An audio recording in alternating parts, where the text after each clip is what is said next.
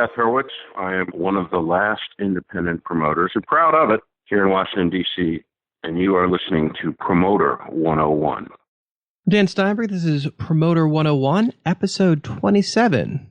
We're about to kick it off, but first, let's welcome my co-host from Works Entertainment, the wonderful Luke Pierce. How you doing, Luke? Hanging in there, Dan, and we do have a great show this week. Primary Talent's Dave Chumbley sits down to chat with us about some international booking following ILMC. Live Nation Asia's Senior VP, Jason C. Miller, joins us for a sit-down, and the Vandals, Joe Escalante, will join Dan for an interview. And finally, we've got a preview of Canadian Music Week with Neill Dixon. Just might be the best lineup yet, buddy. If you got any ideas for interviews or segments, feel free to email us anytime. It's steiny@promoter101.net. Got a quick correction from last week's podcast. Umang Shea was announced to be part of Martial Arts. However, he works with them, but is not actually part of them. Wanted to get that corrected for the file. It's Barry Dickens from ITB, and I'm on Promoter 101. The final stop of our first world tour hits Toronto, Canada this week. Dan and I are going to be recording Promoter 101 live at Canadian Music Week on this Wednesday, April 19th in Toronto. That's right. Wednesday the 19th at 2:40 p.m. we'll be at Canadian Music Week 2017 in Toronto. We're bringing the full podcast for a live taping with Golden Voice's Elliot Lefko and United Talent Agency's Jack Ross. We'll do some Q&A and play some games. If you can't join us in person at Canadian Music Week, don't fear. We're going to be releasing that podcast on Thursday morning. Make sure you're subscribed to Promoter 101 wherever you podcast. That's right. It's a double episode week next week. 2 episodes in 1 week. The one you're listening to now and Canadian Music Week coming out on Thursday morning. If you want to see us live, please ask your university bookers and conference organizers to bring the Promoter 101 podcast to your town for a live taping. Luke, can you do a little Manager 101 for us if we could take a minute, please? Sure. What do you got in mind, Dan? How do you decide what part of the world your band tours and when? I'm a big proponent of data when it comes to routing. In fact, I just sat down with my partner, Cindy Lynott, and our agent, Heath Baumhauer at APA, who looks after Alex and Sierra. We went over some routing for some Alex and Sierra dates for this fall, so I can kind of walk you through what we did. We sat down and we looked at not only some of the traditional metrics that you see, tour history, how many tickets we sold last time we were in the market, for Alex and Sierra, who had some history at Hot AC Radio. We looked at some radio reports, but of course we're now looking at other metrics beyond that too. We poured over some of the standard metrics of like Facebook likes, zip code lists for email lists, which seems like a dated thing, but it was a really powerful tool. And as the years have progressed, it seems like we're looking at more and more advanced data points. I'm a big proponent of Bands in Town trackers and Spotify listeners to identify where your audiences are and what size they are. Those 2 data points typically are correlated because if you have the Bands in Town app installed and you listen to somebody on Spotify, it'll automatically track for you. And they've got a great analytics feature available to you on Bands in Town from a management perspective. Pandora Amp is a really powerful analytics tool as well, too. They have breakdowns of monthly listeners by DMA. You can get really, really granular with that data. At the end of the day, you're not just looking at the right market, but you want to be in the properly sized room, too. So that's venue capacity. You don't want to put your act in a room where you can't sell out, but you also don't want to sell yourself short and leave some money on the table.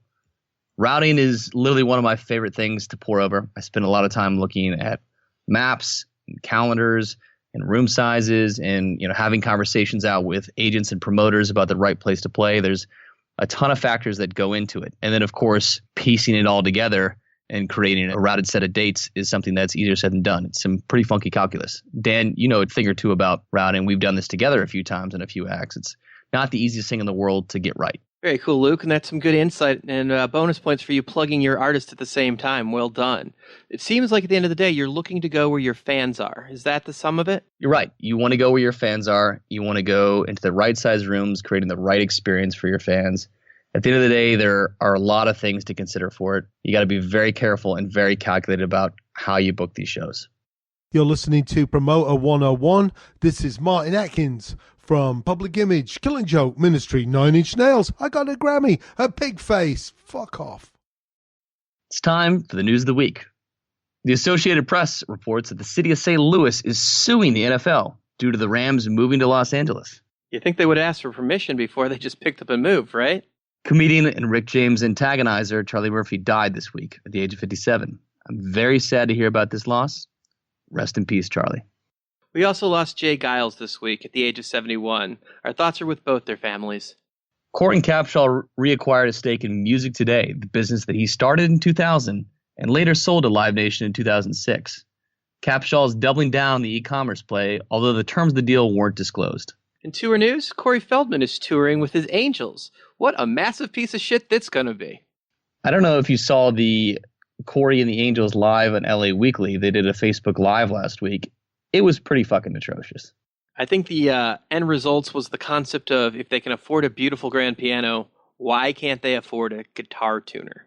Celebrity Access reported that Matt and Kim are canceling upcoming shows following an onstage injury. Kim apparently fell during one of her shows. If you've ever seen a Matt and Kim show, it's one of the most fun, electric moments. There's a ton of dancing on stage. Kim is up there standing on a bass drum, slapping drumsticks in the air. Matt's standing on his piano stool. It's more than likely should have happened sooner than this. I'm sorry to hear that Kim got hurt. I hope she gets better soon. Morrissey canceled a Tucson appearance after a handful of songs had already been played this past week. I spoke to concert promoter Tom LaPena of Lucky Man Concerts earlier this week, who said they were working on hopefully having a makeup date for the ticket buyers soon. Shocker, Morrissey canceled a tour date. Jay-Z pulls his catalog from Spotify, as reported by Billboard this week. Jay-Z obviously having a majority stake in Tidal, moving his catalog exclusively over to the competing streaming service. That's a wrap on the news for the week.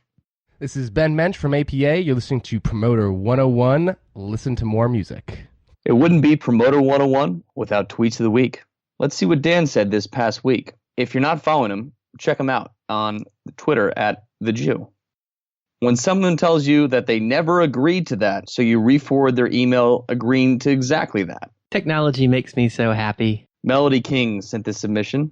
When you don't even have an offer, but the promoter starts advertising. This seems more of an Agent 101, but that's amazingly sloppy of the promoter. Thanks for sending that one in, Melody. That made my day. When you wonder how some agents have not been fired yet, or should I say again? There's always a few bad apples, or should I say used car salesmen in the bunch, giving us all a bad name. To answer the question, if you send offers with a 50% back end instead of the norm, agents will notice.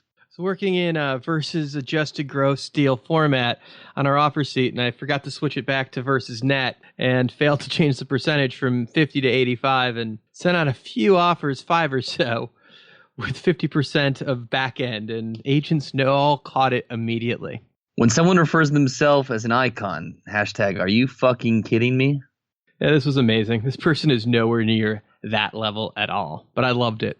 I loved Rick Farrell's comment on that as well, too, on your Facebook page, which is icons, impresarios, and don't refer to themselves otherwise. It's fair. Love Ricky for real. When a venue controller does not know the difference between gross and adjusted net gross. Yeah, this drove me crazy last week trying to settle a show where I couldn't tell if the facility fee had already been deducted or not, as they were showing me both numbers being the same, and it was a swing of about $5,000. Fucking, you're killing me, Smalls. You're killing me. When a venue finally clears a date you have been waiting on for 3 months and the agent does the happy dance, CC Craig Newman. Shopkins Live Tour will announce this Tuesday morning, and I'm proud to say Salt Lake City will be part of that tour. At my desk on a Sunday morning, because that's how the game is played. Business cycle is no longer 9 to 5, 5 days a week. You want to compete, you have to be willing to work for your clients. And sometimes that takes us into a 7-day week and well after hours. When someone that flaked on a debt calls for a favor, hashtag fool me once. Don't be confused for me being nice with me being stupid. This one is a callback from a year ago this week. You pass on an artist over and over and explain to the agent that you just don't get it, and they keep pushing you until you out. What's stronger than pass? So sorry, but the answer is no! That does it for Promoter 101 Tweets of the Week.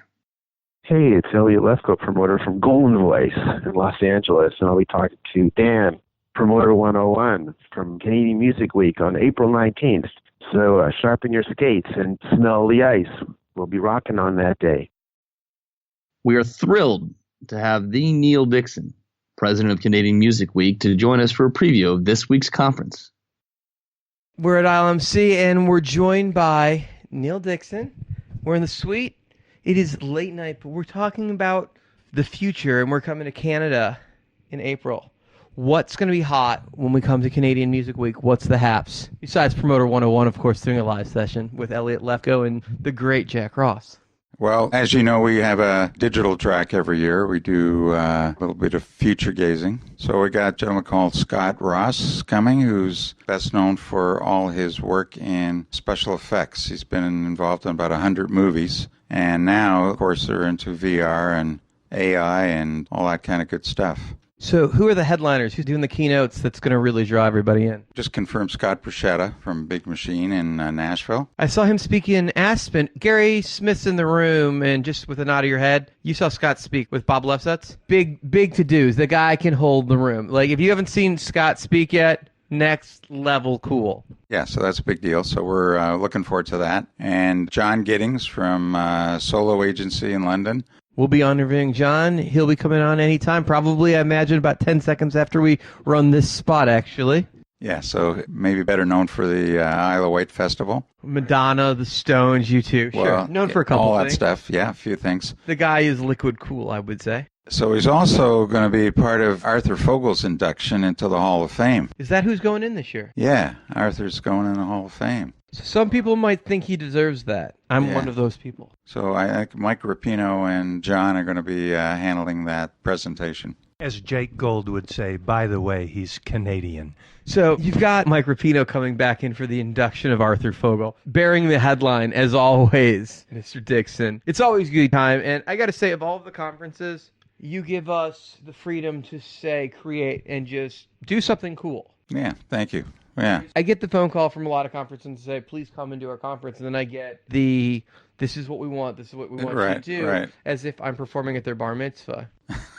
But I did Billboard, 7 years ago. And the second I walked out of the back of the room, you grabbed my hand and said, come to my conference, bring whoever you want, do what you just did in there, and I'll show you a good time. All right. And I'll pay for it all, and you'll see great music, and I'll show you a good time. You delivered. You never once told me what I had or couldn't do. And I sent you one email that said, is it okay if I bring alcohol? And you said, tell me what you want. I'll provide it.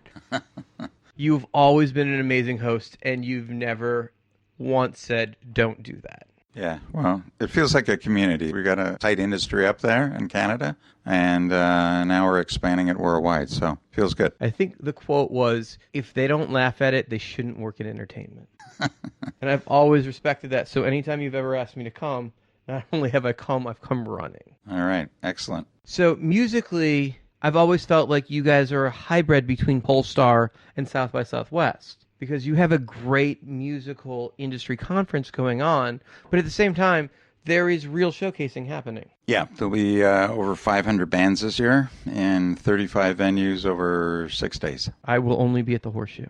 All right, well, that's cool. So if you haven't plagued out who's playing where, the best band should be at the Horseshoe. It kind of works out that way anyway, I imagine, because those are the ones that are always great. Yeah. Well, Horseshoe's pretty demanding, so they get the first choice. I have found that if you follow Steve Herman while you're at Canadian Music Week, you find the good music. And that usually means we're backstage at the Horseshoe. Yeah, I'm sure Steve will be up there now that Arthur's there. Canadian Music Week, if you've not registered yet, do so quickly, because it is always a good time. Thanks for joining us, Neill. All right, thanks so much. Heading to Toronto Monday night. Can't wait to see all our friends at CMW. Hi, this is Jack Ross from UTA. I'm going to be at CMW, live on stage with Steiny for Promoter 101. This week's feature interview was recorded live as a part of the ILMC conference in London, featuring primary talents Dave Chumbley. The Brits are known for their personality, and Mr. Dave Chumbley might be the most personable of all of them. Please welcome to the podcast, Dave Chumbley. Dave Chumbley here from Primary Talent International in London. That's in the UK for you non-Europeans. And I'm an agent. Primary Talent is one of the larger London-based agencies. We've been going 27 years this coming October, so 26 and change. And I'm one of the owner-directors of the company. We represent a very wide range of artists. Everybody from Daft Punk through Noel Gallagher. I'm trying to do this in an American way. Rufus Wainwright, the 1975, and various other acts that I can't remember at this moment, which is maybe a bit embarrassing, but they're all wonderful. So that's the main thing. So you book mainly the world? Mainly the world, excluding North America. Why do you guys hate us so much? I come over here and I find everybody books everywhere but my town. I'm confused. Well, I mean, there's a history there whereby the North American agents would obviously book their home markets, which would be the US and Canada, and, a bit of Mexico. Whereas, given that we're Brits, we're from a funny little island off the north of Europe, everywhere's overseas. And we happen to have been very fortunate geographically, from a linguistic point of view, and, I don't know, the British invasion of the 60s to be in a pretty central role in terms of booking live shows around the world. Seems like when England conquered a big part of the world in the early days, that's led into the music industry conquering most of it too, because London controls a big part of the industry for the world. Yeah, I mean, we've also been very fortunate that we had a creative hotspot in an era when the records were being written, they were being broken, and, also as well, it just emphasised the fact that English is a dominant language around the world. And for whatever reason, that weird thing called rock and roll, whether you believe it's Irish folk music plus, I don't know, the original slave music that came from Africa or what it happened to be, it's very much an English-spoken language. With that, nobody just starts at the top of their game. Obviously, there was a path there. Can you give us a quick... Sure. If you want to hear a story, I don't know if this is remotely interesting, but you missed it, I think, when we were in Amsterdam. But anyway, so what happened was I was in the early 70s, teenager, got through to 76, and I was sort of listening to my brother's music, the Rolling Stones, David Bowie was huge, Roxy Music, etc. And my contemporaries at school were all more into sort of like Genesis and Yes and Pink Floyd, which didn't quite sit perfectly with me.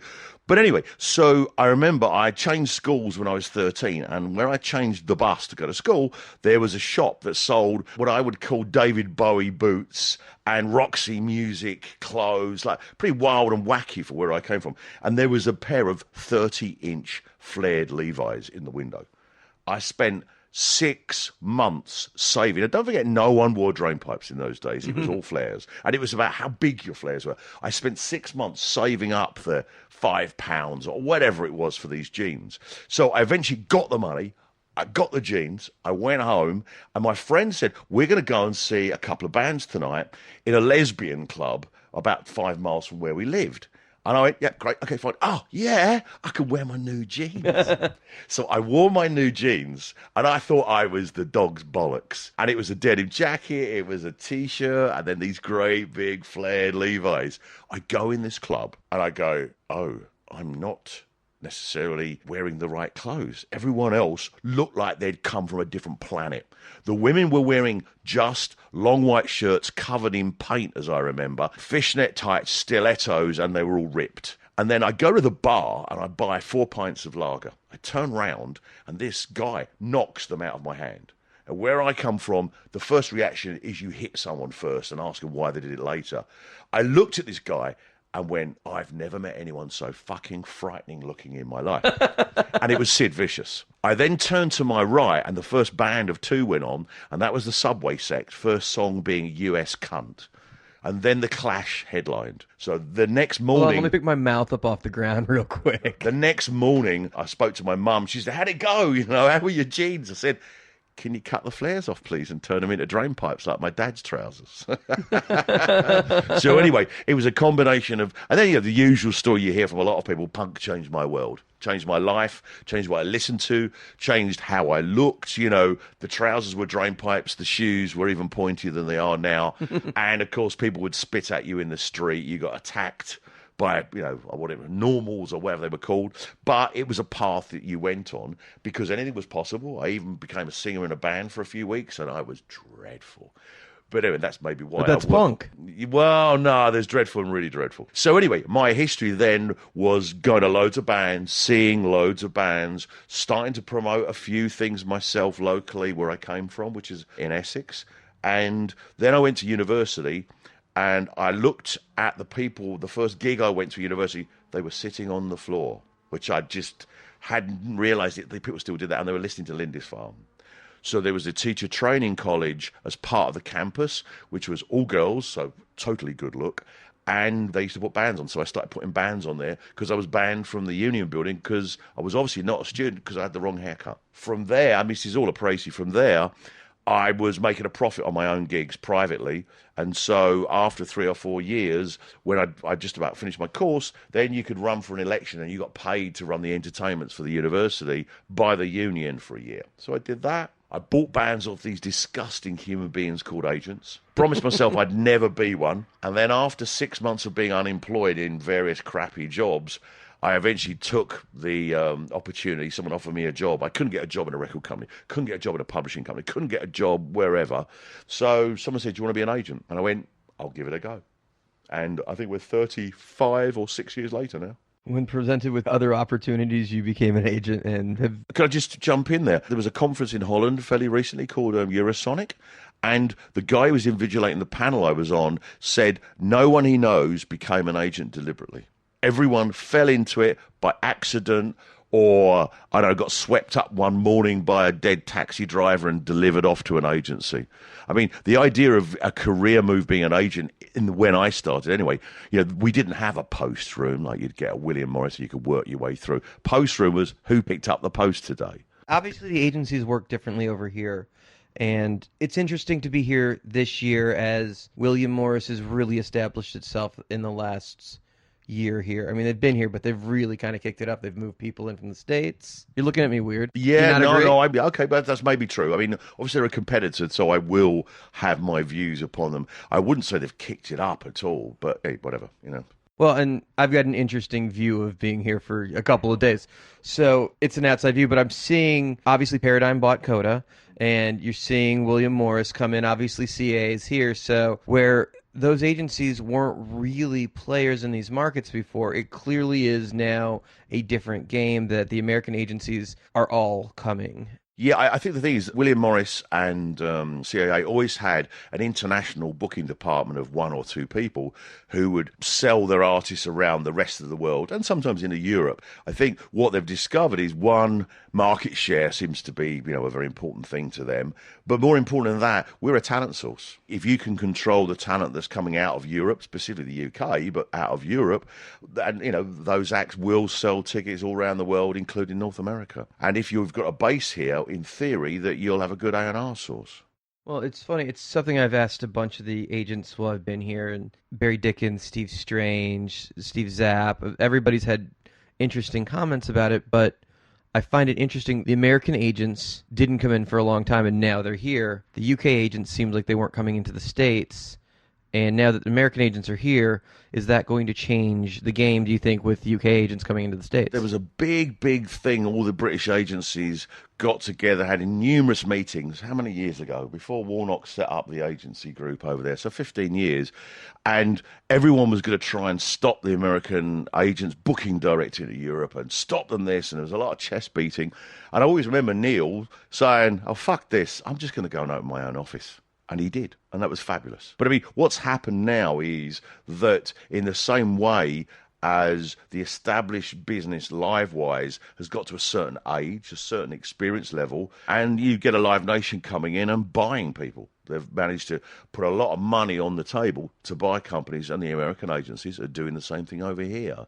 I mean, the Coda situation was very much, I think they were after market share, both sides, and obviously they gave them a bunch of money. I mean, it's not the only one. There's going to be another major British agency that's bought in the next 12 months. If not a lot quicker than that. You know something in particular you can't talk about, or are you just assuming it? No, I know. Okay. And we've all heard rumblings of things going on, and clearly APA has been growing, and they do a lot of business over here. ICM's growing. It seems like it's a competitive space that all the agencies are trying to keep up with the Joneses. Yeah, I think so. I mean, they're worried because there will be no one for them to work with on an ad hoc basis because you're dealing with the competition. So if I phoned up someone, say, in LA from William Morris, say, hey, you got this great new act, introduce me, like you would do in the old days, introduce me to a manager or not or whatever, they'd put a brick wall up because they'd rather, it went to their person or people in London. They want to rep the act for the world, yeah. Yeah, exactly. And I understand that completely. I mean, we may be at a disadvantage as a company because we don't have our own office. On the other side of it, I see people who do have their own office, then phoning me up to say, I was just delivered this kid or this person in London or wherever who doesn't know me, doesn't understand what I want to do, and you do.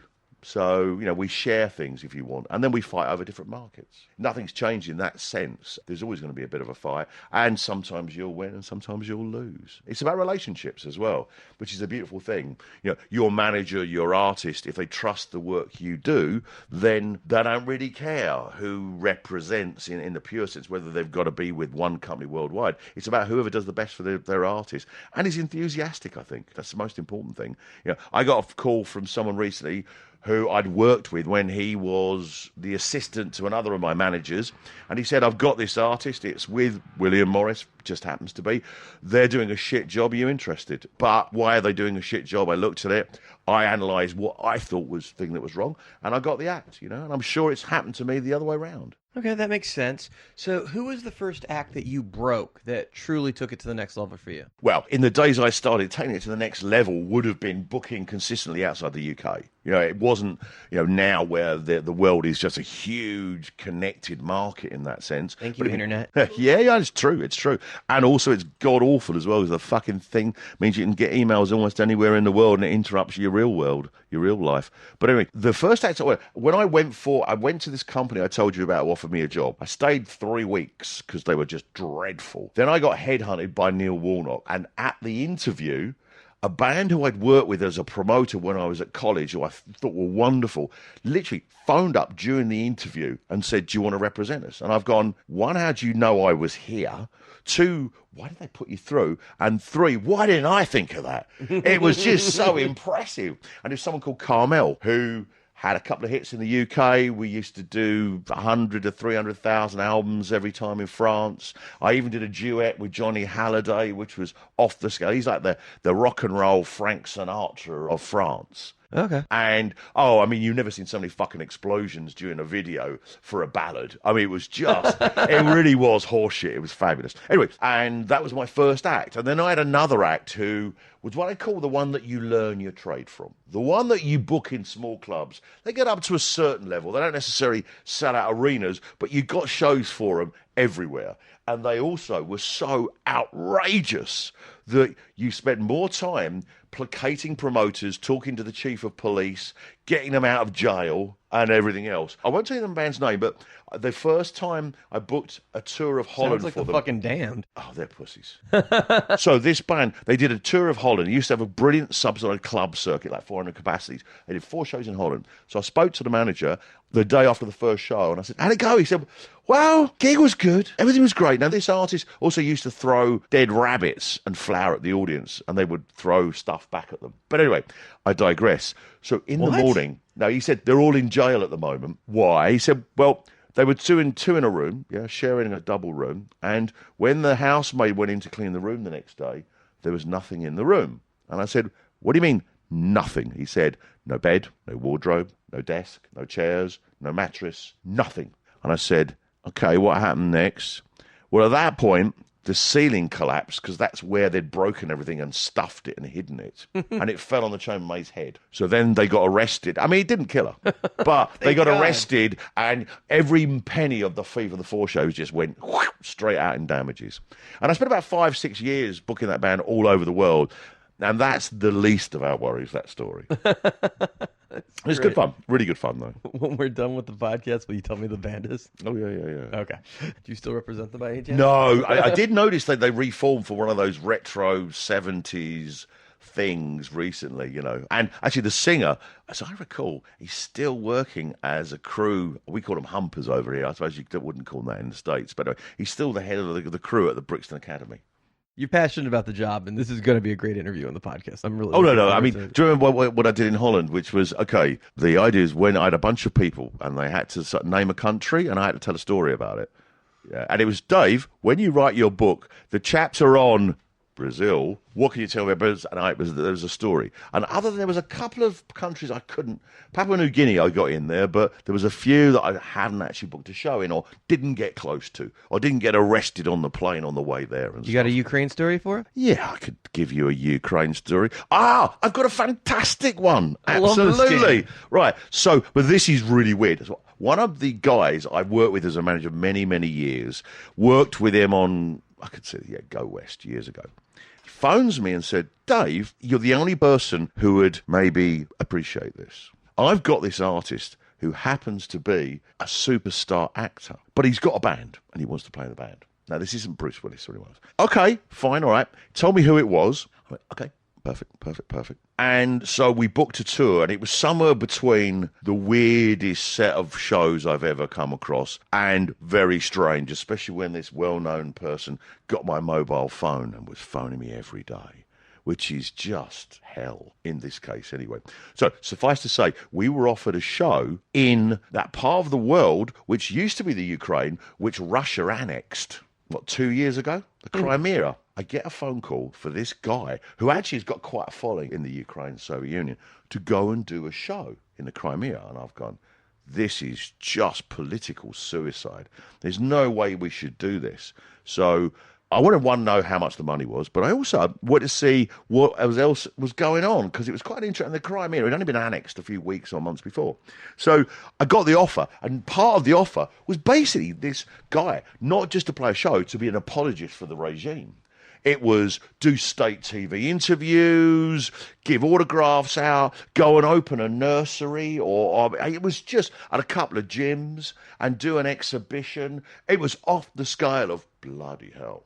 So I convinced the manager, this is so nuts, we don't do it. The money was extremely good, but we just don't do it. So I literally formally passed on the offer.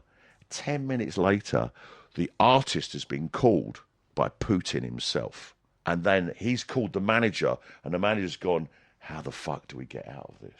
Anyway, that's my story about the Ukraine. It goes on, but we'll do that after the podcast. Now, did you remind Putin that you're not allowed to go around the agent to talk to the artist? Well, I did actually put that in the email, but he didn't really take any notice of me. He just sort of ripped the head off a beer, swam up a river without his shirt on. He is a sexy bitch, that Putin. Yeah, fuck yeah. This is a fun game. Can I pick another country? Yeah, go for it. Yeah. Do you have one? You want to pick a country? Peru, maybe? Peru. Actually, I mean, it sounds really bizarre, but I'm just wondering, I'm trying to remember if this story relates to Colombia or Peru.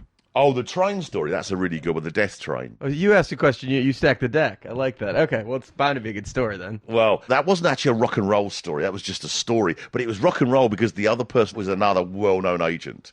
And we just went on holiday together and got into a lot of... The main part of that seems like a great reality show right there. Two agents on the world. The problem with the Peruvian story is you need to have a camera, because I need to do the impression of what happened on the death train. It doesn't work. What I would say is that I can't do it because you can't describe it. But the one funny thing was I'll never, ever sing Casey Jones on a train ever again. You doing the dead? No, I was hanging off the train when the guy with the gun pulled me off the top of the train and shoved me down and said, "Shut the fuck up, gringo," and pulled his gun out. Wow. I did a show, I think it was actually Colombia, not Peru. Anyway, so doing a show, and it was 20 miles outside town. And I've gone, why are we not playing in, no, if this was, yeah, definitely Colombia, why are we not playing in the centre of town? They said, well, there's a curfew at the moment on gigs at 8 o'clock, and it's just the wrong thing for your artist to do. So, all right, fine, yeah. So we go 20 miles outside of town, and there's this motorway. On the right-hand side was a fucking car park. And that's where the gig was. It was set up in a car park, that piece of scruffland, stage, whatever. On the other side of the motorway, there was an amusement park. And the amusement park, there was a life-size replica of the Taj Mahal. There was the Eiffel Tower. And it was an amusement park as well. And you're going, what the fuck? We are 20 miles outside the town, in the middle of nowhere. The car park's being used for a gig, but you literally just looked across the road, 6 lanes of traffic. And there was all these basic symbols of the civilized world or whatever, you know. There were pyramids as well. Cheops was there. I mean, it was just the whole thing. And I've gone, sorry, but what the fuck is this about? We've got a gig in a car park, but what I'm seeing on the other side, we should have done the gig in this lot. You know, this would have just been off the scale. And I said, why is it here? I mean, it's the middle of nowhere. He said, apparently the story was this guy was flying in and out of the States with airplanes full of Bolivia, Peru, and Colombia's favourite product. And he was on his way to wherever, coming back from Miami, and the plane crashed. And he said if I get, and as they're crashing, as I get out of this, I'm going to build something that will be here forever, that they'll remember the fact that I was here and whatever, etc. So he built this amusement park using the money that was in the aeroplane that he came back after selling his product in the States. Apparently it's a true story. The things that cocaine will bring us. Yes, of course. So what else would you think your listeners would like to know about a funny little country off the north of Europe with a bunch of agents booking great bands? Oh, you got an Israel? Israel story? Yeah, I won't mention the band, but when we went to the Dead Sea as a bit of R&R after playing in Tel Aviv, this guy jumped on the bus. And I've gone, who the fuck's this guy? He's only about 18, 19. And then, of course, his jacket flops open and he's got an Uzi. So I got up to $50 before he'd lend me the Uzi when we got to the Dead Sea. And it's really bizarre because you got people laying in the Dead Sea reading the newspaper, you know, because it's so buoyant or whatever. And there's me being taken around one little corner to shoot across the Dead Sea towards another country with his Uzi. But it's not bad. That's awesome. Now, let me ask you about booking the world. There's got to be a language barrier in a good part of the world because a lot of people speak English everywhere, but a lot of places they don't. No, true. I mean, obviously it's changed in the last 30 years because there was always a case whereby, from an international agent's perspective, there was always the big local promoter who only dealt with local acts, if you want, who didn't speak a word of English, didn't want to know. And then you get the one person who came along and literally answered telexes in the old days promptly, who could speak English, would get the shows. And the person who didn't speak very good English wouldn't. And that was just not... There are cultural differences between countries that are still there now, but they're less than they were. But the person who spoke the best English usually got the show.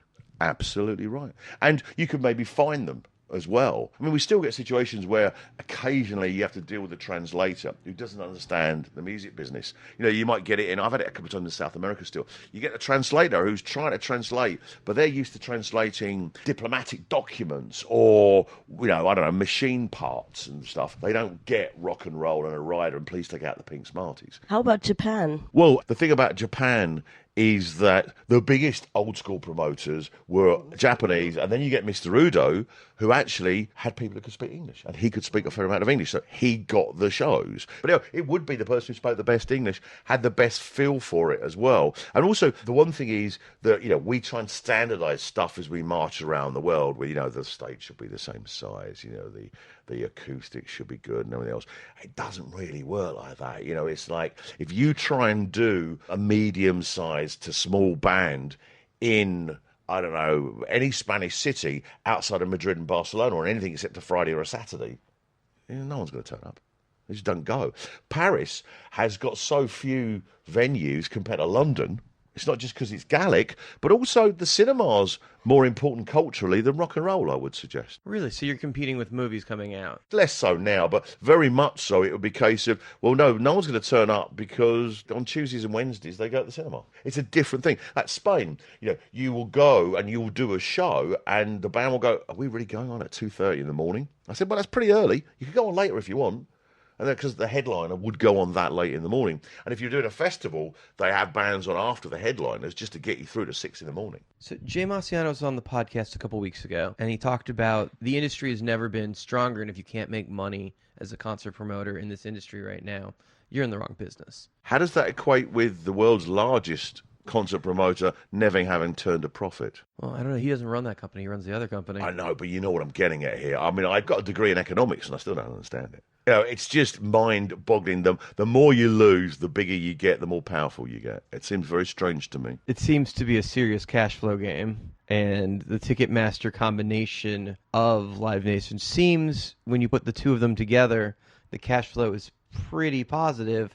Regardless of the profit, there's enough cash. It seems like if they're not making money, at some point, it will run out. But since they have the ticket money in advance, that cash flow seems to be coming in long enough and far enough ahead that it continues to run. Now, I'm fascinated by it as an independent concert promoter. We can only take on the margin that we can handle. Financially, I have to be prepared for shows to tank. As the economy in the States fell apart 6 or 7 years ago, we had to be able to weather that storm when it happened. All of the shows dying when the economy fell apart as Bush was going out of the office. So I guess it was closer to 8 years ago. And a lot of promoters went away.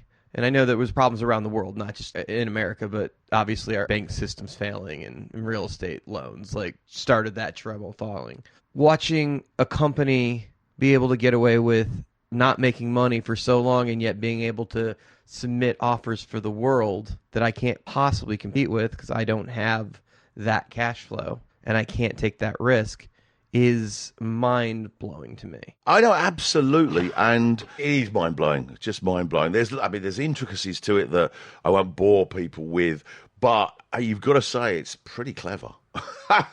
It's pretty damn clever. I mean, the one thing I would say, there's two analogies here, is one of these days, that guy who didn't realise that the king was naked and he wasn't meant to be naked will point at it and go, look, no clothes. And then everyone's going to turn around. And that's going to be the moment. Or the other analogy, which is even crueler, is the Live Nation and Ticketmaster. We all know which one's the feeder, if you understand the medical term. So the interestingness of that, when you look at a country like America, and really it's an American company, but it's run by Canadians almost completely, at least the top end of it. But they're conquering, and really when the roll-up started with Clear Channel and became spun off into Live Nation, it was already happening. But when Azov had handed it off to Rapinoe, Rapinoe's concept of world domination was much more global than any of his predecessors had ever seen. So what he has done to the industry really changed the industry in a different way than even Silverman's roll-up of everybody. Yeah, absolutely. I mean, when you think about it as well, you've not only got... In Europe, they bought into, not just set up, but bought into some of the best promoters who've been doing it for many years. Not necessarily the best, but some of the best. In some markets, definitely the best. And, that was very clever. These people, usually men, of course, because we are still in the live industry, they want to cash out. They want to have an end game or whatever you want to call it. And I understand that, But well, it's a retirement plan because most of us don't have 401ks that are in rock and roll, and it's particularly the generation that came before us. And well, we don't have any copyrights. I mean, copyrights are maybe the wrong thing to talk about these days with the recording industry being in the dumper. But we don't have anything to live by when we're older. And especially the older generations seem to have went through more wives. They lost half, then they lost half again. I never really thought of it like that. I've noticed that was a different age, but a lot of our predecessors in the industry went through several wives, and they made their fortunes, but they had to give that away. Not everybody, but I think you saw a lot more divorce in our industry. Well, also, it's a pretty antisocial bloody industry, isn't it? I mean, you are at work when everyone else wants to be tucked up in bed. You are travelling. You are dealing worldwide, so you are taking calls 24/7, potentially. And you're always, as I'm told, you're always on the fucking phone, quote unquote, and we're at the dinner table, don't answer that email. Those sort of things. You don't mean to do it, but you do. The service industry, we're available to our clients. Absolutely, yeah. I mean, I think the internet has really changed so much. The fact that your average agent can now look after, as well as they could look after any act, twice as many as we could 10, 15 years ago, because you're able to reach out to people quicker. You don't have to wait for them to call you back. You can send an email and follow it up 24 hours later or 2 minutes later, whatever it is. You can, as an agent, represent more acts. You're asked, especially European agents are asked to do a lot more work than their North American counterparts. How so? Well, in North America, the agent, as I understand it, will hold a venue, book a show, and it may be regionally booked anyway, whereas I have to juggle 12 different national traits, languages, concepts, and everything else. And, I have to understand that, Germany's always a good place to go through and play Monday through Thursday, but you can't get weekends because it's club night. Whereas if you don't do France on a weekend, no one will fucking go. And you're juggling all these different things. And you've got customs, you've got legal situations in different places, tax regimes are different. You're much more of a... the exchange rate's got to play into you as well, right? Absolutely, yeah, completely. And every country pays you in their own currency, right? No. I mean, well, obviously now that a lot of people have got the euro, it makes it easier. But no, what you will find is certain markets will pay in either US dollars, some sterling, or euros. If you go outside the eurozone and you're into Bulgaria and Romania, I'm getting a lot more euro offers than I used to get. But the dollar's still the universal currency. The US dollar? US dollar, yeah. It's not the pound? No, it hasn't been for 150 years. The good thing about the pound is that if you're a British-based agent, the pound's always falling against every other currency year on year on average forever.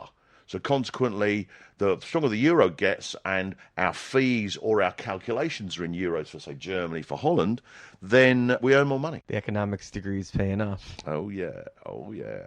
But part of that is budgeting as well. You know, if you've got an act coming in from North America, you've got to say, well, you know, you're dealing in three currencies. Maybe there's UK, maybe there's euros, and then there's dollars. And you've got to work out what's going on because, for instance, when the pound was 1.4, 6, 7 months, well, no, I meant 9 months ago, well, then there was a lot more American acts doing British shows.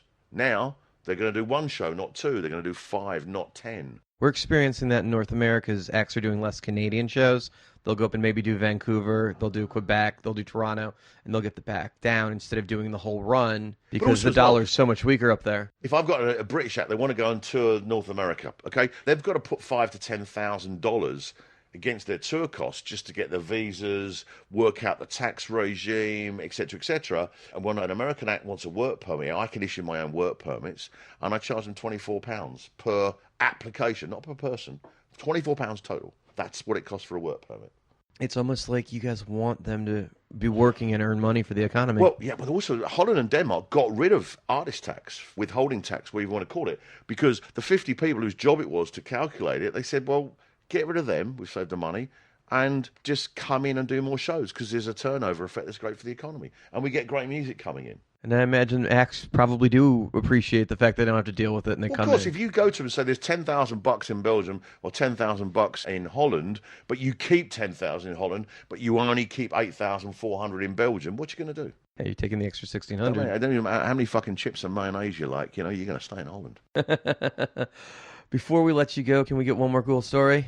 Yeah, let's just have a little think. Okay, I did a show, or series of shows in Brazil with an act, and there was a middleman involved who backed out. I ended up dealing with the promoters. There were two brothers. One thought he was some urban gangster from Puerto Rico who's relocated to New York, but he's actually from Sao Paulo in Brazil. And his brother thought he was an English gentleman. So one wore, you know, suits a la Martin Scorsese in the 80s, and the other one was like the Lord of the Manor with tweed jackets, long boots, and a little dog on a lead. So these are the characters who are promoting. They had a brilliant venue in the middle of Sao Paulo. When I booked the show, the vision of this direct, is awesome. Right, direct because the middleman moved out of the way. And I saw the middleman about 4 minutes ago before the interview started in the street area. He's still a really good friend of mine. Anyway, so these two guys are the promoters. I'm dealing with them on the phone. I think we had telex in those days, but it was phone at least. Anyway, so I eventually I really want this to happen. You know, really want it to happen. So their venue, which was a super cool tent in the middle of Sao Paulo, when I find out when it goes on sale, of course, they've actually moved the venue 10 miles outside of town in the most rough working class neighborhood into a factory that has got the world's worst acoustics in the world. It's just awful. Anyway, this is quite a long story, but loads of shit happened, including I got met at the airport. I came in independently from the group that arrived. I get met at the airport by this really young girl who said, I'm the tour manager. I thought, gosh, you're very young. Hey, whatever. Get in the car, drive into Sao Paulo, no problem. We do a TV that night, national TV. And part of the TV was band play over here. There's interview area over there. There's a bar at the back of the studio. And the whole thing's like a long camera angle. So after you've done your interview or your song, you stand around the bar and have a beer. And it's part of that, the cool vibe of this thing. So in the distance, you know, framing the background of this interview, there's the band having a beer and whatever. So I do all this. Next night, first night of the show, the venue's a shit heap. And there's two things. So during the afternoon, the backstage area was huge. The doors at the back of this sort of like factory open. This huge limo turns up. This guy gets out, sunglasses, Armani, and this older woman gets out of the car. Go up to the tour manager, this girl who's I thought was very young, grab her by the hair, throw her in the back of the car and kidnap her. So I'm going, this is interesting. So then I go up to the promoter, the one who thinks he's a Puerto Rican gangster from a Martin Scorsese movie, and go, hey, Arnaldo, I just remembered his name. What the fuck was that? He said, well, that's a bit of a problem, Dave, because she's actually my 14-year-old niece and she's playing truant from school, but she wants to practice her English and she really loves your band. So she's just been kidnapped by her mum, and her boyfriend because they saw her on national TV having a beer in the studio. Anyway, so I then... So she wasn't abducted, she was Brought home. She was brought home to go back to school. But in the middle of this huge factory, there's a stage at one end, there's a little balcony up here. There's a fucking cage. There's a cage the size of a basketball court, and it's about 9 foot tall, in the middle of the venue. Sort of mixing desk, just behind it, cage, or the other way around. Anyway, Was it suspended or was it? no, it was just bolted down on the floor. Kinky. Anyway, so I go, what is that for? He said, oh, don't worry, that's for the skinheads. I've gone, what do you mean the skinheads? He said, well, anyone who's a skinhead, he's a bit of a crazy person in Brazil, so we don't want them in with the rest of the audience, so we put them in a cage. So I've gone, do you know what? After the kidnapping, I don't give a shit. Just bring it on. Anyway, so show happens. This is a big room. We did 4 nights, 5,500 capacity. There was big beer. I go in, there are 500 to 1,000 skinheads in a cage in the middle of the room. And I've gone, yeah, well, whatever. It's like the Shark Tank. Yeah, it's the sin bin at a rugby game or something like that. Anyway, so these guys are in there. Hey, band goes on. It's a punk type gig. Everyone's going a bit crazy.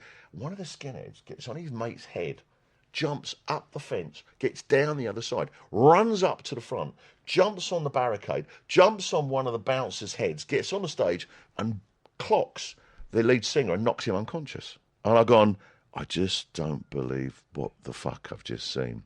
So I go backstage, talk to the actor, and I said, you all right? Yeah, 2 minutes, I'll go back on. Oh, bloody hell, I wouldn't have gone back on. I mean, literally, and I said, well, what happened to the security force? You know, they're meant to stop people getting on stage. It was a high stage. It was about 2.5, 3 metre stage. And I gone, hang on a second here. They're not that weird martial art from Brazil where there's no physical contact. Is that your security force? He said, yeah. What use are they? They don't know how to hit anyone. Anyway, and it just went on and on and on. But that was an interesting night. That's amazing. And on that note, I'm going to have to run. Certainly, really nice to speak to everyone on Promoter 101. And get yourself a job in the music business. If nothing else, it's wonderful. It's a great privilege to be in the music business. Thank you so much. Okay, I fell in love with Dave instantly. So much personality. It's easy to see why he is so successful. Love that guy. Hi, it's Steve Zapp from ITB International Talent Booking Agency. I'm on Promoter 101. Our second guest feature this week is Live Nation's Senior Vice President, seeing over Asia, Jason C. Miller.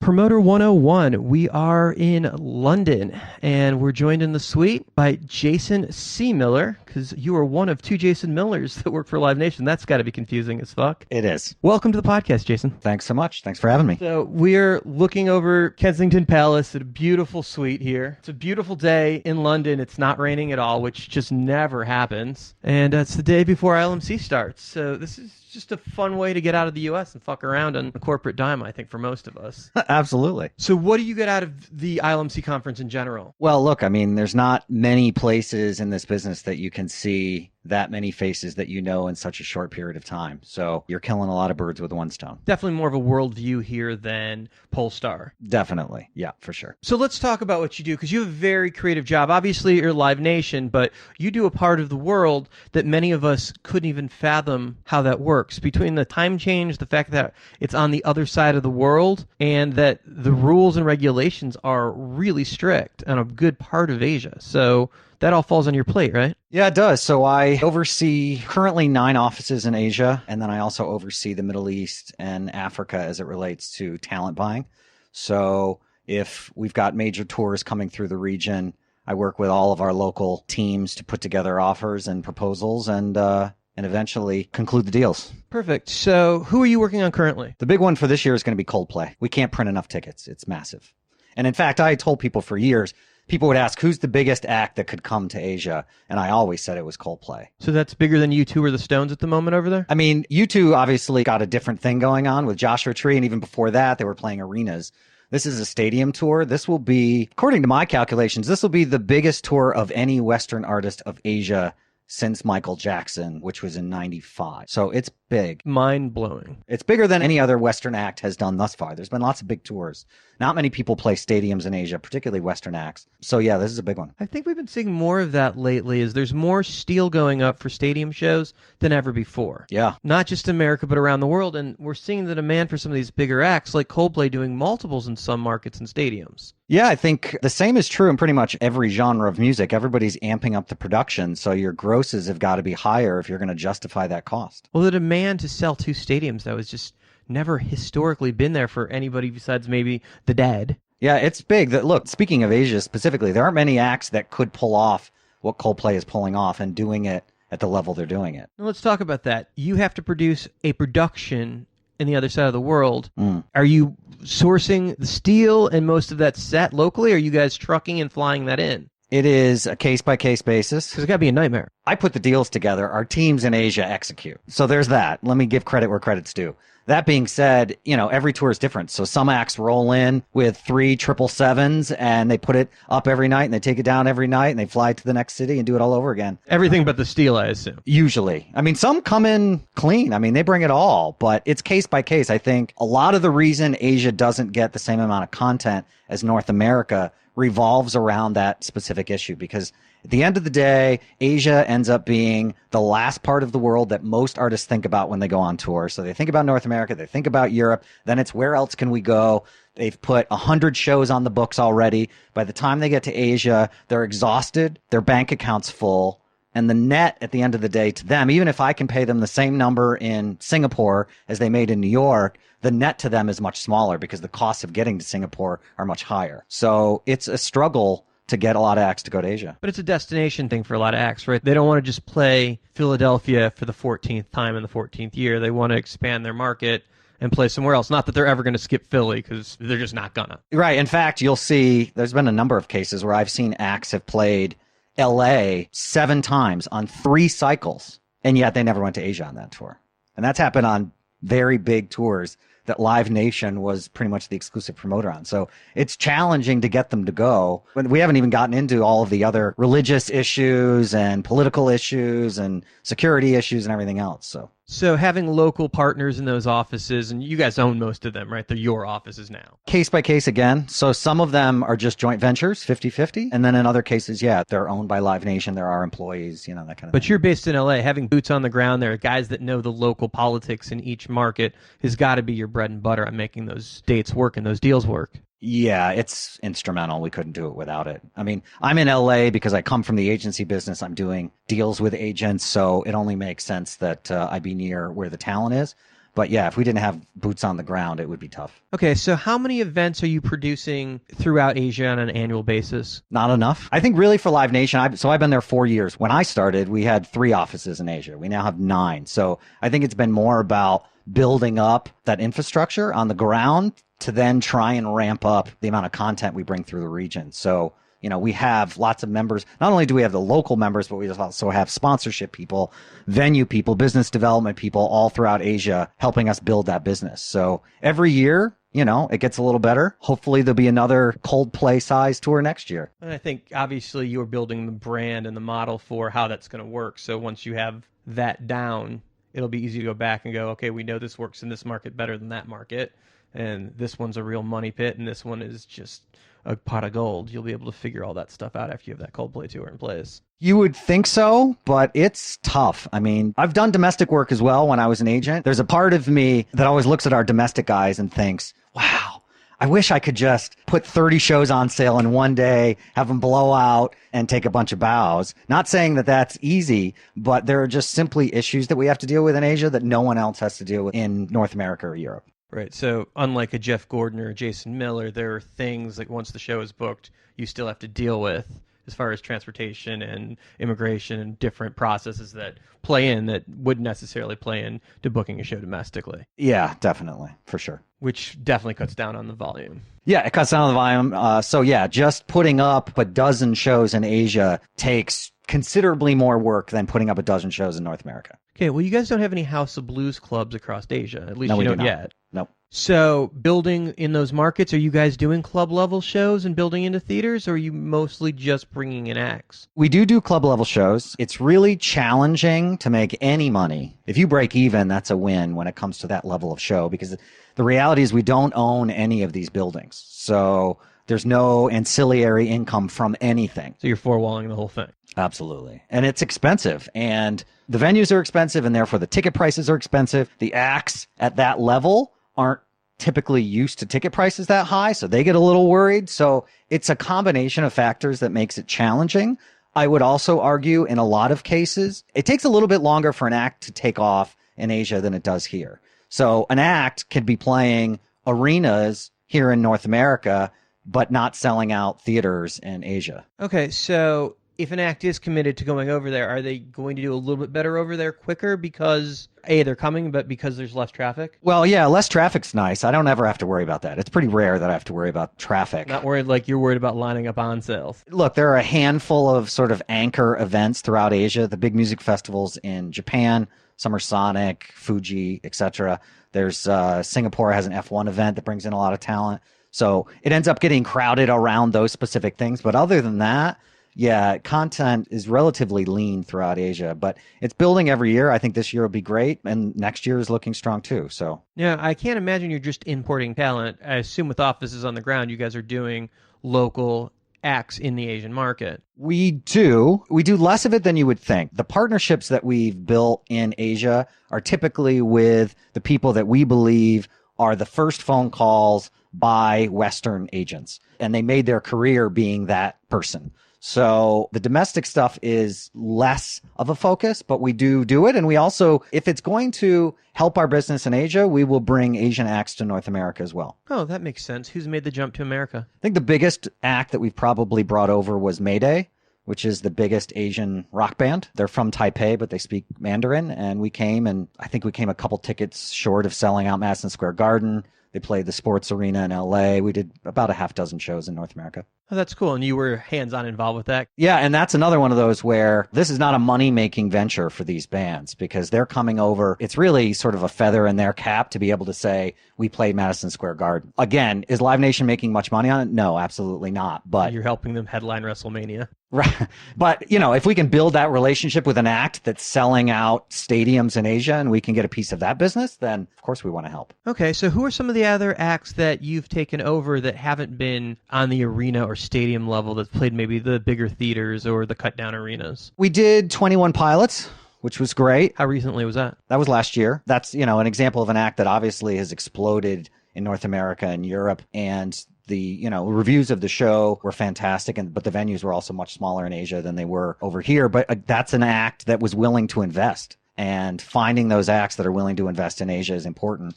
And I pitch all the time that if you want to be a global superstar, then you have to play the globe. You can't just not go to Asia. We were talking recently about the world tour posters where they're playing two cities and they're in the same state. Yeah. And I think it was one of my favorite things ever. It can't be a world tour if you're not playing at least two continents. Yeah. You have to at least play a second. It's like, it's a North American tour if you play Toronto and Seattle. Right. It becomes a world tour when you cross the pond. Correct. Yeah. But a global tour, you really need to be touching down in Asia and Australia and really playing to the fans across the world. Yeah, acts have to be motivated to work, you know, and I think because these markets end up being at the end of a tour cycle, it becomes more challenging than you would think to get acts to go to the Middle East, to Africa, to Asia. I think you'll find you're going to get phone calls after this podcast, I imagine, because our listener base is mostly U.S. and Canadian agents and managers. So I would imagine there'll be people are calling going, what should we be doing to make that jump? When is it right for them to call and say, we want to make that jump, even though it's not maybe a financially beneficial thing, we want to set up a future? When's the right time to call and say, we're selling some albums there, we're doing well in America, when do we jump over? I think you jump over when you can prove that you've got traction in Asia, and that can come from a variety of sources. It could be TV placements, it could be your social numbers, whatever the case may be. If you can prove that people out there are listening and want the act, then we're willing to invest just as much because we recognize there's obviously a lot of competition. So if we've got to spend a little bit more than we would like to get into a relationship with bands at an early stage will do that, particularly the ones that we're willing to take a bet on, like a 21 Pilots, which obviously everyone that's seen them knows how great they are. Yeah, those guys are having a pretty good moment right now. You could say that. Okay, so let's talk about your big plan for the next 5 years or so. Obviously, you guys are investing deep, and Rapinoe has made it very clear he wants to be a global promoter and he wants to do volume, and he's shown that. Yeah. More than any of his predecessors before that. Yeah. So the mandate is to go do more shows and do more business, which I think AEG has put out there as well. Trying to do as much everywhere as possible, which is a new day. And tickets are selling. If you can't make money as a concert promoter right now, you are in the wrong business.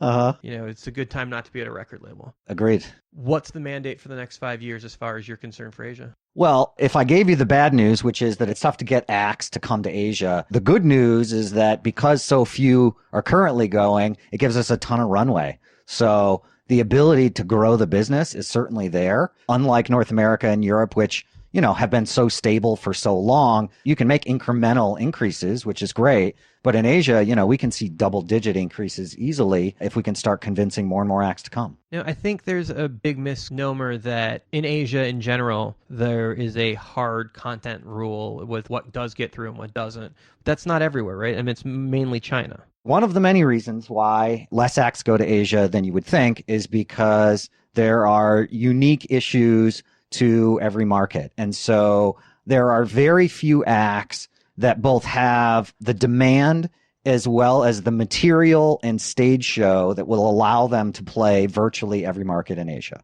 Those acts are very few. So you may be an act that's not political, so you're not going to have issues in places like, say, China, but you may be a pop act whose stage wardrobe is maybe too revealing to play in places like Malaysia or Jakarta. Yeah, I've heard that about India, too, that you have to have your wardrobe approved. If you're like a Demi Lovato or something, would have to have her wardrobe approved by the government before she could come in. Yeah, we've had a number of cases where that was a bit of an issue, and some acts have been willing to change their wardrobe to play certain markets. Others, not so much. I mean, you can look at, you know, we did through Live Nation Global Touring last year, we did Madonna. If you look at the tour schedule, there are obviously certain markets on there that she didn't play. I think you can probably guess why. I mean, she's not the type of artist that's willing to make those changes. That's her prerogative, so. Well, I think she'll survive somehow. I think she's doing okay. That's got to be a bit of a pitch, too, because you want to be as upfront with those artists as possible of what the rules are going to be, so there are no surprises or tantrums or last-minute cancellations. Yeah. At the same point, you want them to play the market, so that's got to be a little bit of a, I can only spin so far. Yeah, I mean, some of the markets are far easier than others. China obviously comes with quite a few challenges. You know, there are other challenges with Asia as well that are more straightforward, which is there aren't a ton of great venues in Asia either. You know, the stadiums, most of the stadiums outside the new national stadium in Singapore where Coldplay is playing were built, you know, many, many, many decades ago. So the quality of the venues in a lot of these cities aren't great. And in many cases, you're playing, as opposed to sort of these Western style arenas, you're playing expo halls, which are usually, you know, for conferences and things, which many times acts, you know, don't fall in love with. The sound's not particularly great. So there's all of these issues at play. Okay, so you've got these amazing rooms that weren't built at all for anything more than like a flea market kind of setup or a conference. Yep. And you're trying to rock them out. Yep. As we know, many of those, at least the basketball arenas now, are being built with the concept that you're going to put a PA system in there and try to do a Beastie Boys type rock show in there. Yeah. That's certainly not the case with a lot of these venues. So when you've got that problem in hand, are you bringing in baffling? Is that part of the budget? Are you guys getting creative, or the room is what it is and you can only do so much? Look, I mean, you try and get creative. We do bring in some baffling. We'll bring in grandstands. We'll do all kinds of things to shape the room to make it a little bit more like probably what acts from the West are used to playing. But, you know, in the end, really, there's only so much you can do with the space you're given. So let's nerd out about ticketing for a second. Uh-huh. That's got to be a whole different world there, right? Whole different world and entirely different market to market. So Live Nation, just so you're aware, doesn't have any Ticketmaster operations in Asia. So we're always using third-party ticketing companies, which is fine. And a lot of them are perfectly good. But the manner in which tickets are distributed in Asia can be pretty bizarre to a lot of people, specifically China. I can see Stuart Ross just somewhere rolling his head, bringing out the old scale, weighing tickets for the drop count in the stadium or something. Yeah, absolutely. It's like here they're giving guys on bicycles, hundreds of tickets to go drop off at the local grocery mart to sell them by bundles. Like old school, old school, like early 70s, like record store selling tickets. Yeah. Getting ticket counts have got to be a real problem, man. It's a real problem. And there's a lot of consumer protection laws in Asia, which don't exist here either. So, for example, I believe it's Taiwan, you have, and I think Seoul is the same way. You have up until, I think it's 10 days before the show to return your ticket. So you're optioning a ticket when you buy it? So the ticket count fluctuates all the time because people will constantly be looking for better tickets and then dropping the ones they have. So the ticket count can actually go down. If you're giving somebody counts Monday and Friday, they could be less on Friday than they were on Monday, which is incredibly frustrating to managers and agents, understandably so, but that's the reality of the market. Yeah, I just think about when a show reschedules and you see the ticket counts go up and down, back and forth. Like, that's got to be an everyday thing on just a normal show without the act canceling. That's got to drive you nuts. Yeah, it's frustrating. So at settlement, do you normally have a firm ticket count then on these huge, massive shows? Because this seems like a nightmare to me without the things that we've come... Yeah, I wish it was that clean cut all the time. Yeah, we certainly, in most markets, yes, you would have a firm count. There are other markets that are more challenging. I mean, I think China is sort of the main example of where that becomes difficult. And that's why, for many years, why so many acts that came to China just did flat deals. Because trying to negotiate the issues as it related to currency, as it related to, in China, you have to have a local partner. So we can't, as Live Nation, put on a show without using a local partner. We legally can't rent a building. We can't make a deal with a ticketing company without a local Chinese company involved. So it becomes exceptionally complicated. Home field advantage. You think? Yeah. So it's challenging. And so a lot of times, for a very long time, acts that came to China just played on flat deals because I think everyone acknowledged how challenging it was going to be to do a real accurate settlement. That's becoming less the case if you stick to, like, the building in Shanghai, Mercedes-Benz, is a fantastic first-rate arena, and it's far easier to do business there than it is, say, in one of the secondary markets in China. And when I say secondary market, I'm talking about a city of like 10 million people. It's just amazing to me the old school concepts of some of the other parts of the world you have to deal with. And then you also have to deal with the concept of the translation in the value, the money exchange. Yeah, I mean, thankfully, one of the reasons I sort of ended up in the international space in Asia specifically is, I took a look at the world and where are things really starting to bubble, where are things starting to grow versus plateau. And Asia is where it's at. All of these markets continue to grow. The middle class is growing in all of these countries. And so I felt like the room for growth in our industry was greater there than it was anywhere else. So today, currency, less of an issue than it probably has been, but there are certain markets where the dollar has slipped and it makes it challenging. So is there anyone else that competes with you guys in that space in Asia? Sure. I mean, AEG competes, and then there are certainly lots of local promoters all across Asia. I wish we could say we were the only one, but absolutely not. It seems like a space, though, if you're bringing an act over for a full tour, there's financially being feasible to who can actually play that game has got to be limited. You'd be surprised. There are lots of people that come out of the woodwork having never done a show, but they've got a ton of financial backing from somewhere, or at least they say they do. From my days as an agent at CAA, I always felt like rule number one was get paid. So when I'm talking to agents now, it's like, yeah, you could take this offer that's 10, 20, maybe 30% higher than our offer, but are you going to get paid?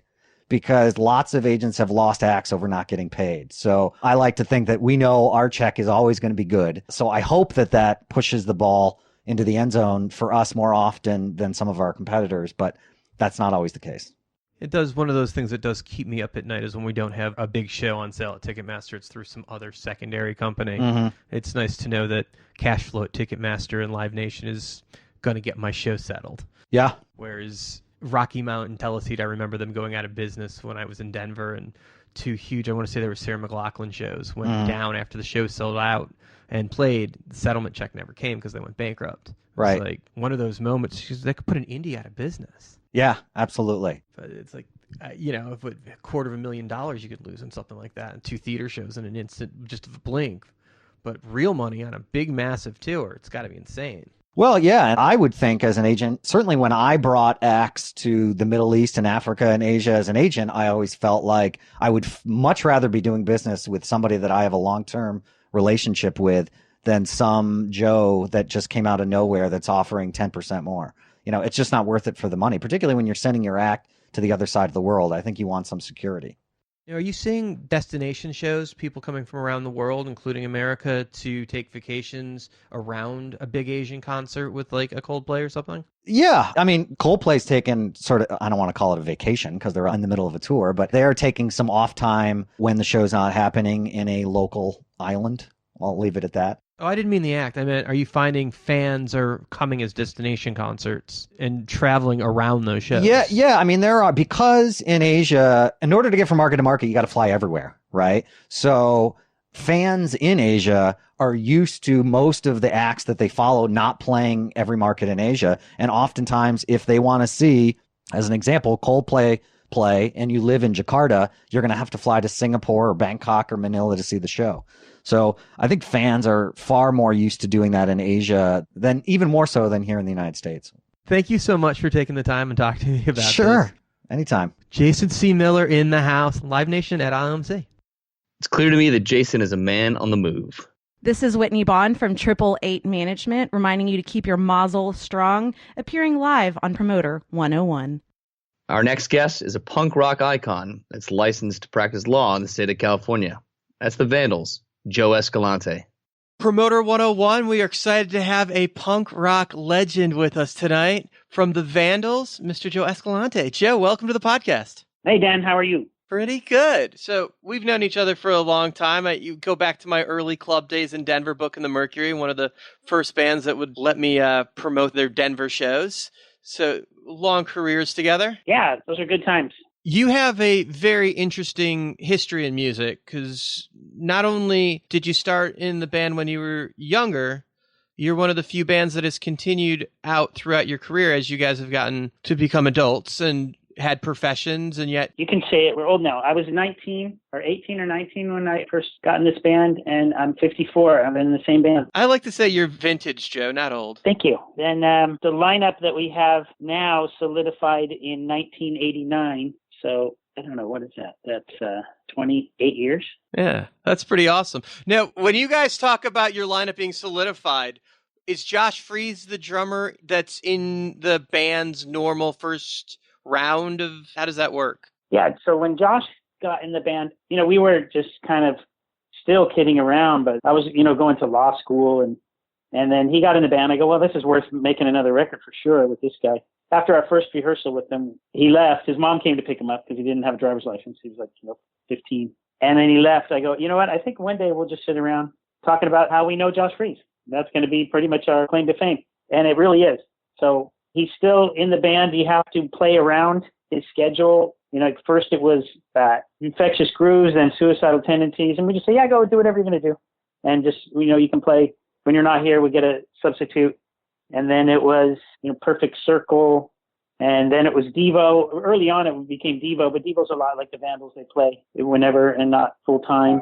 And then it was Guns N' Roses. Those are the best times because, they would rehearse every night from 10 p.m. to 4 a.m. And when we needed him, we could have him because he was locked down to a full-time job because that record was never going to get made.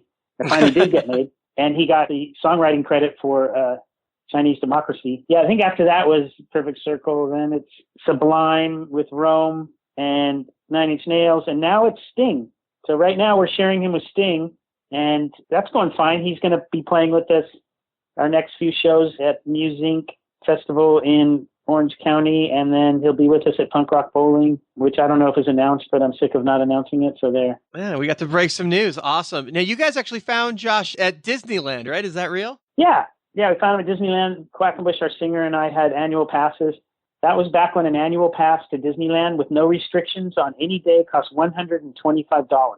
Now it's like over $1,000. But we would go watch the band that would pop up out of the Tomorrowland stage, out of the ground. And he was great. And then when we got him, we just thought, now we got a band. All four people like each other and everybody's skilled reasonably at their instrument.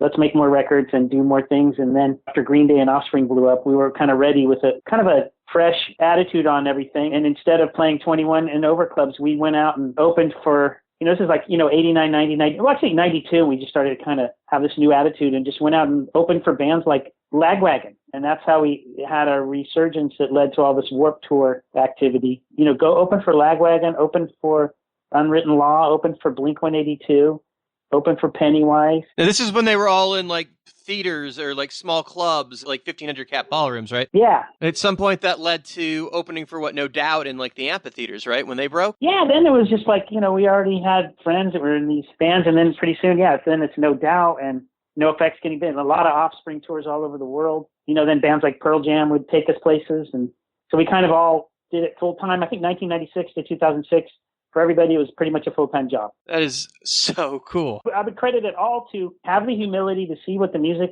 industry around is bringing everybody that's succeeding, and that was the pop punk of NoFX and Green Day and Lagwagon and Bad Religion. And we didn't try to say like, hey, we're old and, we had radio hits. We just said, that's cool. You guys are cool. Let's play all ages shows with you guys. And we got real good fans that we still have today. Now, you guys never seem to have an ego about the business. It's just, we're a punk rock band playing punk rock songs. If we get an ego, our singer will put us in check. Remember, this is a punk rock band. And one of his things is don't even try. I mean, we get in trouble for trying. If ever I say, hey, here's a plan, photographer's coming, and we're going to do this or that, doesn't go over well. Wait, are we trying? We're not allowed to try. So we go back to not trying. And then we just take what we get. And that's led to some pretty cool things. I mean, last year, or the year before, at Coachella, right? Yeah, last April we played Coachella, so good enough. It's like my 50s playing the biggest shows of my life. Between that and the Soundwave festivals that we do, these are the biggest shows ever. I mean, no one's buying our CDs probably, and I'm not even looking, but the shows are great. And you can go and play a festival and come back and go back to your regular job, and you don't have to worry about putting out a new album because people really don't want a new album. They pretend and they get really loud on your social media, but then if we put it out, they're not going to buy it. So what if we take all this new material and start playing it in our 45-minute set and pull out some of our classic songs? No one's going to like that. So do we have new material? We have some recorded, we goof around, but no real plans to launch a record and then have a tour and all that stuff. We have other things that we're doing, and we're happy. Well, I think the world just wants to hear Sweatin' to the Oldies live as many times as possible. You're probably right. Okay, so you guys have an amazing guitarist. You got a great lead singer. You've got one of the best drummers in the world. You switched instruments from where you started into where you wound up. And yet you guys all started out as very punk rock players. But when you see you guys live, you guys actually have chops. You guys have really grown into musicians. Well, it's hard to speak for myself in those terms. But, we have one of the best drummers in the world. And Warren is a virtuoso for sure. And then Dave and I just kind of hold down the punk nature of things, just don't try to get too crazy on the bass. I'm not Matt Freeman. I'm not Randy Bradbury. Who else can I name that I'm not? The guy from Face to Face, he's really good. Shiflett. Right. Scott Shiflett. But I just try to not get in anybody's way. And 1 out of every 14 shows is amazing. That's what I like to tell people. That's awesome. So you've got an interesting world within yourself. The fact that you went to law school and you passed the bar in Los Angeles or in California, do you still practice? I still have a license, but I don't practice at all. People ask me to do things, and I just refer them to my friends, and that's about it. But I still do a radio show on Sunday nights where I technically am giving advice to people in the show business. It's called Barely Legal Radio, and I've been doing it for 10 years. So I still do that, but I don't practice any kind of law at all. But there was a long time where you did that full time as your gig. You were at CBS, right? Yeah, but even then, I can tell you right now, I was not practicing law. I was what's called a business affairs negotiator and program negotiator, another name for it. So I was a TV network executive, went to work every day with a tie, secretary, and would talk to agents and close deals for TV shows. And I did that for 4 years at CBS, 1 year at UPN Network. And you have to be a lawyer. Mostly they want a lawyer to do that, but you're not practicing law. You're not giving legal advice. You're not representing people in a legal capacity. You're just negotiating. So I never really worked in a law firm or anything like that. If I look at my bills and go, man, I need some money, and someone says, will you do this probate for my dead uncle? I'll go, yeah, give me that. I'll do it. But I haven't done that in a while. So that's how you know if things are bad, if I'm doing legal work. Right. And you've also run a record label, right? Like the Assorted Jelly Beans were on your label, or are. Yeah. When we decided to tour full time, Warren, our guitar player, and I, we started a record label called Kung Fu Records.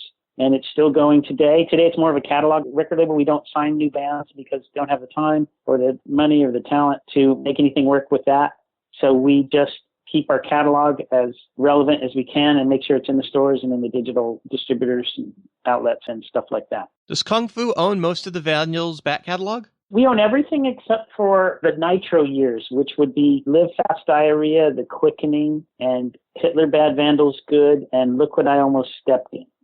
So there's about 8 other albums and a couple live things, and that's the stuff that Kung Fu owns. And then Kung Fu also has Blink-182's first record, Buddha, and the Atari's catalog, except for the Columbia record. But we have that on vinyl, so we have all the Atari's catalog on vinyl. And Tsunami Bomb, Ozma, and Sorted Jelly Beans, you said. And then Bigwig. Right now, we just find stuff that needs to be made into vinyl or new colors of vinyl, that kind of stuff. Having the Blink-182 first album's got to be a great thing. Every time those guys come back together and do another reunion thing, that's got to hit some volume for you guys. Yes, it's a gift that keeps on giving. And now with Matt Skiba singing, and their shows are bigger than ever, there's no end in sight. Yeah, you got to love those guys. And you also had a TV thing with IFC for a little while, right? Not IFC. After the music business fell apart, I went back to TV, but on my way back to TV, I ended up with a radio show on a station here in Los Angeles called Indie 1031. Most people know it as the station with Steve Jones from the Sex Pistols, Jonesy's Jukebox. He was in the afternoon. I was in the morning. First, it was Dickie Barrett from the Boss Tones when the station started, and then I replaced him for a few years, and then that station went out of business. And then I went full-time back into TV, and that's where I am now. My previous TV experience was, of course, my negotiating at CBS and UPN, and then I created a show called Fear of a Punk Planet for a digital network that only lasted 7 episodes because, from among many reasons, nobody had the bandwidth to watch TV on the internet in the year 2000 when this was on the air. But I got to write that thing and to produce it. And then when I went back into TV, this time I've been working as a writer for a show on Discovery Channel called True Nightmares. And then now, in between second and third season, I've jumped on this show called Ancient Aliens on the History Channel, where I am a writer. And I've written a few pilots and some movies and stuff like that that no one may ever see. But my bread and butter is Discovery Channel and History Channel. Oh, awesome. Now, it is Promoter 101, and having you as an artist on, we got to ask, the biggest pet peeves you have when you get to a venue and dealing with a promoter that make your day the hardest? Well, I don't settle the shows or advance the shows or anything, luckily. So, all my complaints would be prima donna stuff like, oh, the drinks are here, but the ice is not. So in 2 hours, you'll have a cold drink. I'm looking around for cold drinks, basically. So like the little things affect your day, right? Because if that stuff's done right, you notice. Oh, yeah. Well, and then a lot of it usually is like if your tickets are selling, then everything's there and it looks all nice. And if they're not, maybe it'll get there, maybe it won't. I think, the PA being there on time, because, you get there and then you can either stand around for a sound check. It can be 45 minutes or it can take 2.5 hours if you're just kind of dialing your stuff and then you're still waiting for the PA to show up. So that is not fun. Other than that, it's nice it doesn't happen. Like when we were touring in clubs and stuff, it was like, it's nice if the bathrooms were clean before we got there. Otherwise, it's night before bathrooms. But a trick most bands know is when you show up to a club, use the ladies' restroom. Because there's no ladies there yet, but the bathroom is much easier to deal with. The tip of the day. I like it. Hey, when bands are going into the studio, younger bands, do you have any tips about any processes to make an album? Who makes albums these days? Well, to record your next thing, I mean, I'm just saying most of our stuff had a lack of preparation. So if you can get your song settled before you get in the studio, of course, you're going to save some money. But, most people are just trying to find a place to do the drums. You do the drums, then the tapes float around or the drives float around to track it all at different places. That's been our last couple records. Other than that, I don't know. I could give advice, but it's stuff we don't do. I mean, I would just wish we could rehearse this stuff more, because we're not a real band. It's like someone gave a record budget to, and then we went and lived in a house and wrote the songs and hashed the songs out together. It's all usually a couple of us working our day job and then working on stuff at night and finally putting it together and then regretting half the material for the rest of our lives. So I don't have any good tips. I just have regrets. That's awesome. I love that. It's like millions of bands trying to figure out how to get into things like Coachella, and here you're like, we're not a real band. You're absolutely a real band. Thank you. Well, in the early days, you didn't have to be a real band. You're a punk rock. You're not a real band. You're not going to go on tour. In the first years of punk rock, nobody went on tour. Like one time, Black Flag got in a van and went on tour. They had to write a book about it. It was so momentous. I love that. You just make occasional little trips. but nobody was touring, so you didn't really have to be a real band, but you could put out records, and that's a punk rock too. So that's why I consider bands like us not a real band. And then what real band lasts for 30 some odd years too, though? So maybe we're better than the real band because real bands last, 5 or 10 years. This band will never die.